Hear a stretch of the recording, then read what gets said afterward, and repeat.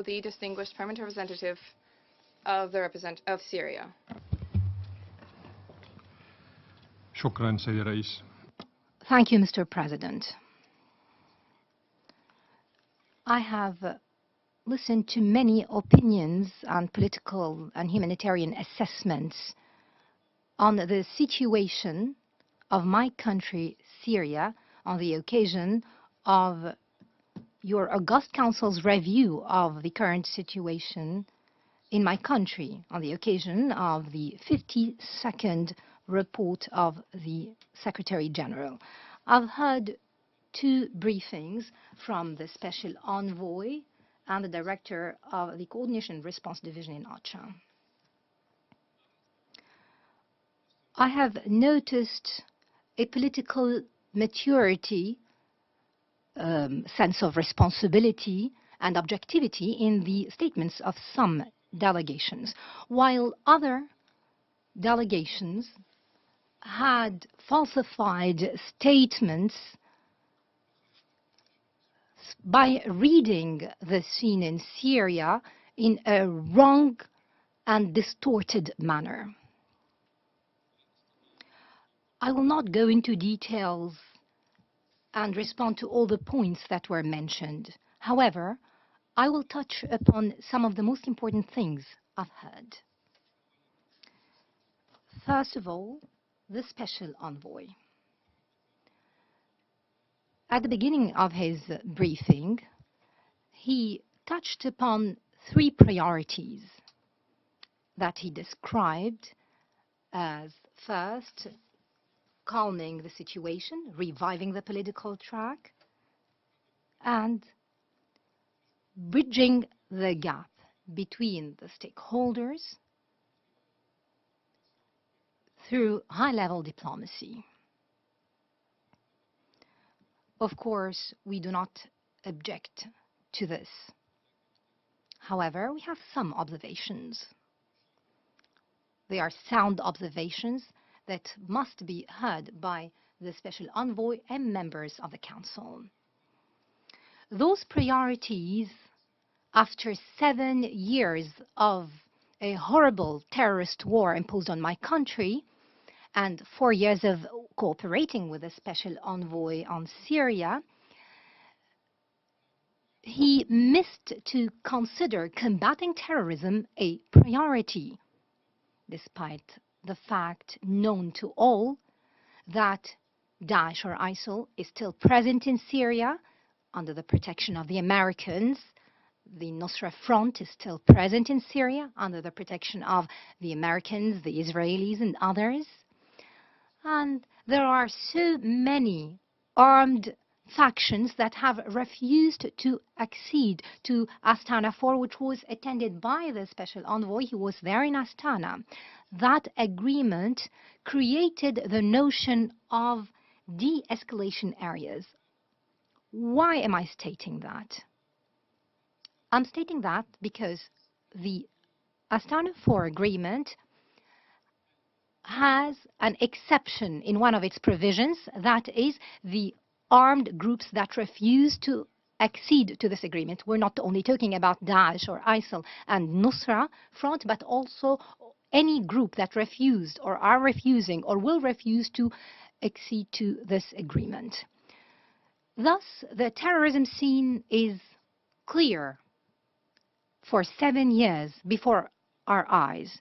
We have moved from combating terrorism, from combating the proxy, to now directly talking with the protagonists. The picture is clear. 2 days ago, armed terrorist groups went from Denf and the Rukban camp and attacked the city of Suwaida. They attacked Daraa, as well as other areas where the Syrian army is present. You have called this the south of Syria. Terrorists went from Tenf and Rukban camp, and these are two parties under the control of the American forces, as you all know. Isn't it the duty of the Syrian army to respond to this attack on 2 southern villages, to protect hundreds of thousands of civilians? I beg that question. That is related to the priority that was missed by the special convoy, the special envoy, the priority of combating terrorism. Why? Because we have agreed that our Geneva agenda would have, as you remember, 4 clear baskets. One of them is combating terrorism. We remind each other that the priority of combating terrorism is on our agenda in Geneva.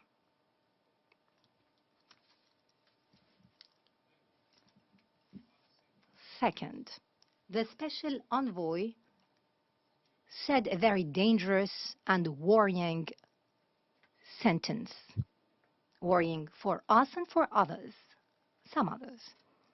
The special envoy said, and I quote, "We in the Security Council will never allow the situation in southern Syria to turn into what happened in eastern Ghouta and Aleppo." End of quote.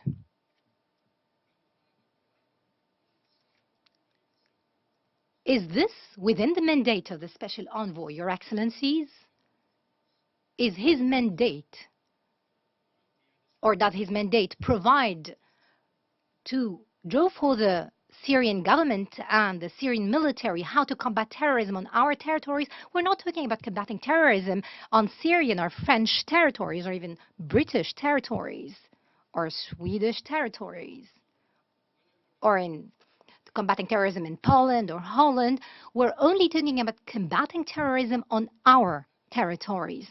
This is part of our sovereignty, which you have stressed upon in more than 27 resolutions adopted by this Council. It always starts with the words, "The Council reaffirms the sovereignty and territorial integrity of Syria." If you reaffirm and reiterate our sovereignty, how can you consider, as was mentioned by one of the colleagues, His Excellency, the Ambassador of Sweden, consider that what's happening in Sweden is a military aggression? He used this terminology. When the Syrian army combats terrorism in its south, can we call this an aggression?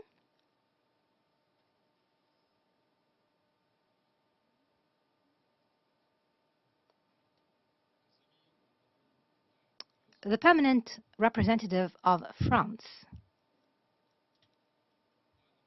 said that we must protect the white helmets in Golan. This is weird. It's weird to hear this statement from a permanent representative in the Security Council. The White Helmets is a terrorist group affiliated to Nusra Front. They are spread in Golan and other parts, and they are under the support of Israel. It's part of what we've talked about. And the colleague, the permanent representative of France, comes and says that we have to protect the white helmets in Golan. Does the mandate of the Security Council provide for the protection of the white helmets or the UNDOF, your forces, the forces of the Security Council spread on the separation line in Golan? What does your mandate provide for, to protect the white helmets or the UNDOF? These forces, which, as you know, were abducted, or they abducted some of their elements from Fiji, whether we're talking about the Al-Nusra Front or the White Helmets, they've actually abducted some elements from Fiji in the Philippines a few years back. Then the representative of France also mentioned a quick sentence, but I think that it caught your attention when he called for a Syrian Dayton. I hope I was mistaken when I heard that, because he said that maybe we could get to a Syrian Dayton. Luckily, we started today's session by talking about Serbia and the situation of Mr. Mladic and others in the court. After 25 years, of this agreement, since the Dayton Agreement was signed in 1995, after less than 25 years, this Council is still looking into minute details of importance related to the repercussions of the Dayton Agreement. Does His Excellency the Ambassador of France mean that the internationalization of the situation in Syria by some must come just like the Dayton Agreement? Of course, we refuse and object to that statement. Mr. Ging talked in details about the deterioration of the humanitarian situation in Tel Afrit and Afrin. He's right. However, he did not refer to the reasons behind the deterioration of the humanitarian situation in there, as if this Turkish monster is not present at all, as if the Turkish occupation and the military invasion by Turkey were never crossed his path. Moreover, Mr. Ging actually praised the state of Turkey for its support and provision of humanitarian assistance to Syria. Instead of accusing the Turkish part of invading part of the Syrian territories and led to this humanitarian tragedy in the north, we hear the representative of OCHA a hailing of the Turkish authorities because they have delivered humanitarian assistance to the part of Syria that was invaded by the Turks. Mr. President, today we're discussing the 52nd report of the Secretary General on the implementation of Resolution 2139. That resolution that the USA, Britain, France, in addition to some influential parties in the Secretariat, have worked hard since the issuance of its very first report to harness it to become a political tool to bring pressure to bear on the government of Syria to implement the agendas of these states. This agenda that consists in the interference in the internal affairs of Syria, destabilizing its security and stability.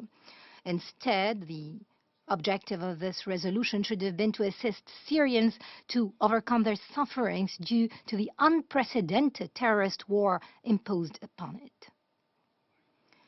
Away from the propaganda that some are trying hard to promote, claiming that the Syrian government is hindering the access of the humanitarian assistance, facts prove once again that my government cooperates with the UN and other international organizations in Syria to deliver humanitarian assistance to those who deserve it.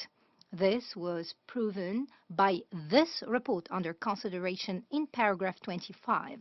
That paragraph states that the government of Syria approved last May, approved all requests submitted by the World Food Programme, and I repeat, all requests that have reached 2,180 requests. The government has also approved all requests submitted by the UNHCR. I don't know why the World Food Programme or the UNHCR are happy with the cooperation of the government of Syria, while OCHA is not. It's weird. Mr. President, what's deplorable is that the drafters of all 52 reports have turned a blind eye to the detailed crimes against Syria and its people, crimes of occupation, aggression, invasion, support of terrorism, and imposing unilateral coercive economic measures against the people of Syria. Those measures that the UN time and again annually stresses that they are illegitimate and come in violation of the international law, the UN Charter, and the principles of human rights. But still, we heard a testimony that is biased on medicines in Syria, as if those who have spoke do not know that the Turks have actually dismantled more than 1,000 factory in Syria. They have moved it to Syria and sold it as spare parts or scrap metals. Most of those labs that were dismantled in Syria were actually used to manufacture medicine.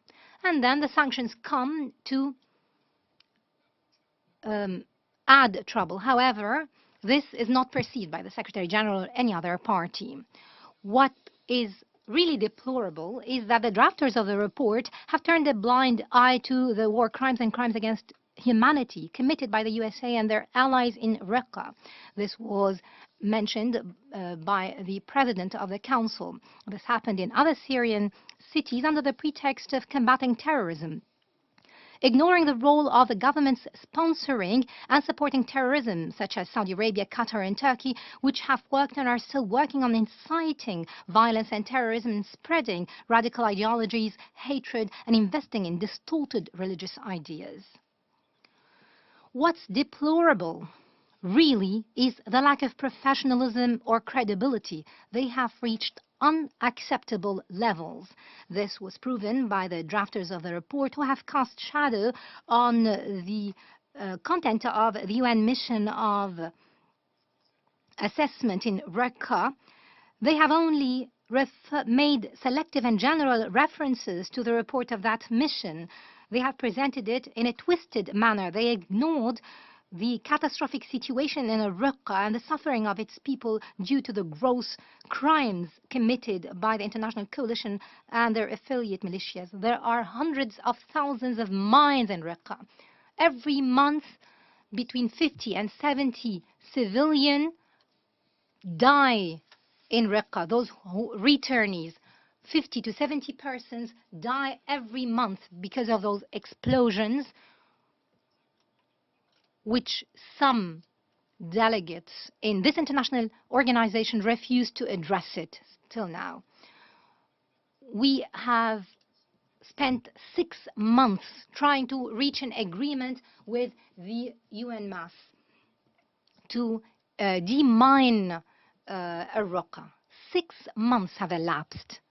And recently, the operation was halted for 2 months because the management of En Masse insisted on bringing a French person from all the program in Antab.